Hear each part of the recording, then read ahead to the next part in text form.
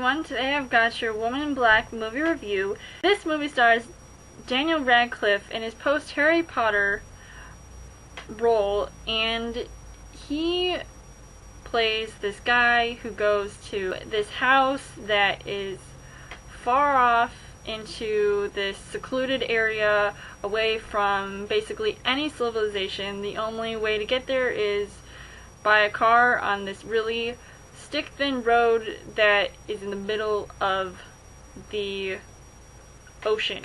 This house has been abandoned, and there is apparently something there that is not alive, and it is the Woman in Black.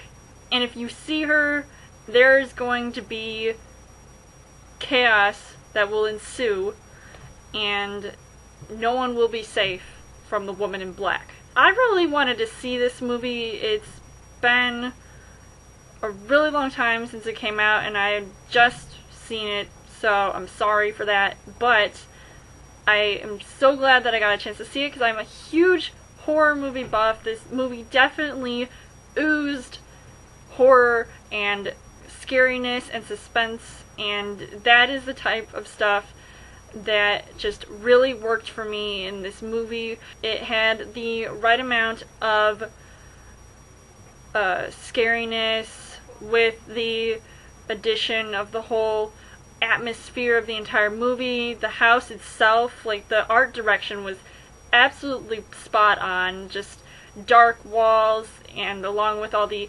antiques, especially all these like creepy dolls that were all over the place.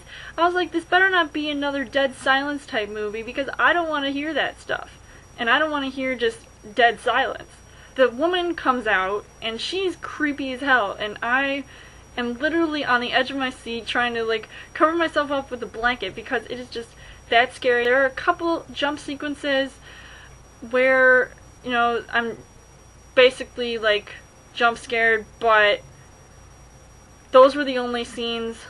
Whichever they are, I'm not going to tell you because you gotta just see this movie for yourself. I want you to be scared. I don't want you to know anything about this movie. No spoilers whatsoever. This movie was just really intense, and especially Daniel Radcliffe's character. I was shocked to hear that he's this dad, and he has this son, and I'm like, okay, is this going to be another epilogue in Deathly Hallows Part 2 where he looks 20 something and he has this like 6-year-old kid? I mean, it didn't make any sense to me, but I think that overall his maturity has improved and grown with every movie that he's done, so I definitely give him props for that. How he reacted to these scary moments in the movie, and I thought it was really intense. You couldn't really tell what was going to happen.